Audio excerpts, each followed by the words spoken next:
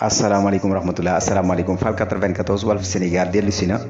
di leen siyaare bu baax di siyaare mboolem ki topp Fall 94 Walf Sénégal analyse chronique yoo xam dañ leen koy defal saa su nekk ci réew mi ak bitim réew jaajëfal nañ leen siyaar nañ leen ñu dellu si waat ci réew mi rek wax dëgg yàlla de gisati nañ audio bu fuité mu jóge ci Cheikh Bara Ndiaye man de xam naa ne ñii nga xam ne dañuy def ay analyse ñu nekk ñoo xam ay borom xel yu ñaw lañ ñu nekk nag ay ndonga daara noonu laa ko mën a waxee ndax ndonga daara moom daanaka ñaare xel mi day ñaw lool waaw te am njàngam France sax du demee noonu waaye njàngam France sax leneen la voilà parce que ñun nañu gëm suñu bopp rek suñu langue bi nga xam ni ci leen ñuy wax ay wolof yu leer nit ñi di ko dégg loolu moo ëppati solo daal ci ay làkki jàmbur yoo xam ne dañ koo jéggaani ñëw ak yi moo ko mel ni ñoo ko moom.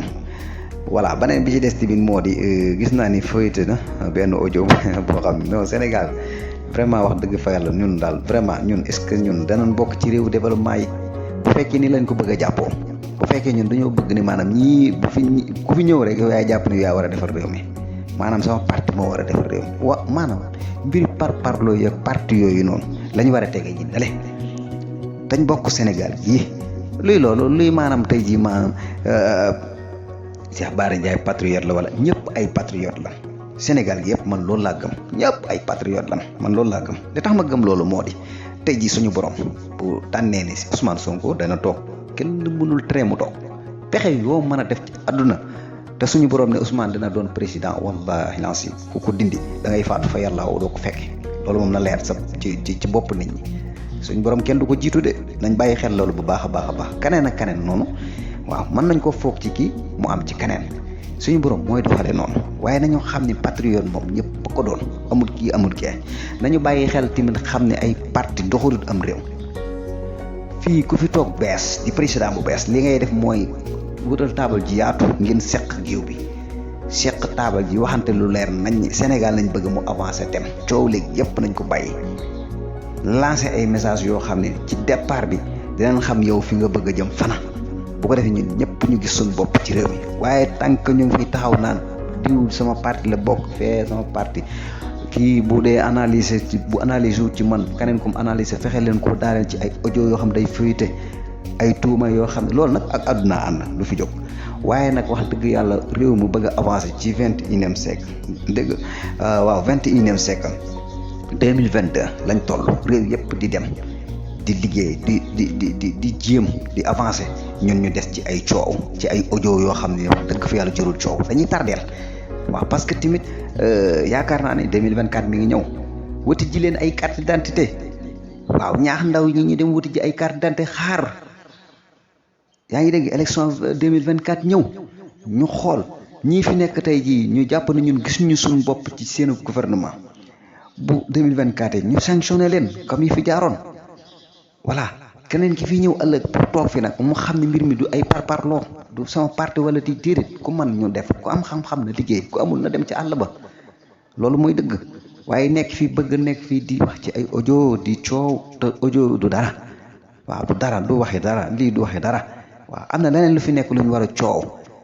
pétrole baa ngi fi zircon baa ngi fi yeneen ak yeneen mu ngi fi lan moo tee ñu wax ci loola centre yi nga xam dañ ko war a dénoncer ñu publier ko ñu dénoncer li nga xam ne ni am na fi ñu taxawal ay formation yoo xam ne xale yaa ngi ci mbedd di taxawalu ñu jàngal leen formation matière bi nga xam ne ni dañoo war a exploiter loo xam ne ñoo ko moom ñu orienté ndaw ñi wan leen ni leen centre yaa ngi fii ñuy liggéey ñu coow ca loola nit ñi xam ni kon Sénégal mi ngi avancé mais dañoo war a exploiter pétrole bi 2023 rek nga ciy dégg amul benn orientation boo xam ñu ngi koy orienté ndaw ñi amul benn formation boo xam yaa ngi koy gis ñu ngi ci ñox-ñoxi di ci jëm tey ji ñu nekk ci ay audio yoo xam ne ñoo xam ne ay analyse dong la ñuy def ci internet bi ñu jël audio boobu noonu di ci coow non man wax dëgg fa yàlla daal wax dëgg yàlla nga gis ñi am personnalité war a liggéey ñoom waruñoo def lu dul liggéey di ci coow ñoo xam ne yow da nga leen dénk réew mi de ñu war laa liggéey ñoom ñu nekk di ci coow non réew mi fan la jëm non bu ñu naxante ñun xale yi nga xam ne ñun ñi nga xam ne daanaka ñun ñoo nekk ci réseaux sociaux yi di taxawaalu maanaam noonu naa la ko mën a waxee ñooñu la ñuy topp di taxawaalu ànd ak ñoom taxawaalu ci réseaux sociaux yi di wax ci ay audio yi kenn xamul amuñu liggéey yéen ngeen nekk ay responsable ñu jox leen réew mi ñu ci baree